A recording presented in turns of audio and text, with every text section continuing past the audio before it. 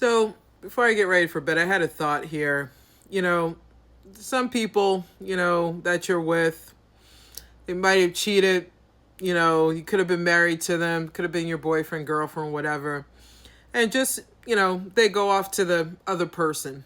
They decide they're going to leave you, you kick them out, whatever. And, just so you know, they don't change. For that person that they went with, what it is that person is a little bit more easier. You have boundaries. You're not going to allow their bullshit. And, at first, it bothered me, like a couple of years ago before I got my divorce. And, I was like, oh, that person's going to be treated better. That person's getting the things that, and then I had to think about it. No, they never change. And they'll say about you, you never change. And no, we're just, once our eyes open, we're just not able to be bullied, fooled, or disrespected any longer.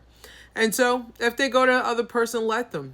Who cares? Your tears, that relationship, if they marry them, that marriage isn't going to be blessed. So you cannot think your marriage is going to be blessed or that relationship is going to be blessed on another man or woman's tears, hurt, and pain. So, I've had to think about that recently, and I've spoken about this before, but now I think the thought, is there that they don't change. They just got with somebody that is a little bit more, they're going to put up with their nonsense.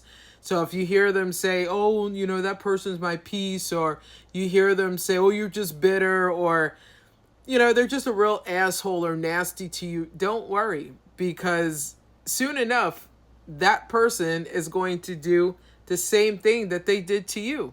So for me, once healing started kicking in, I said, please, they don't change. They're just charming. That person falls for it. But the relationship is built off of someone else's tears, that man, that woman.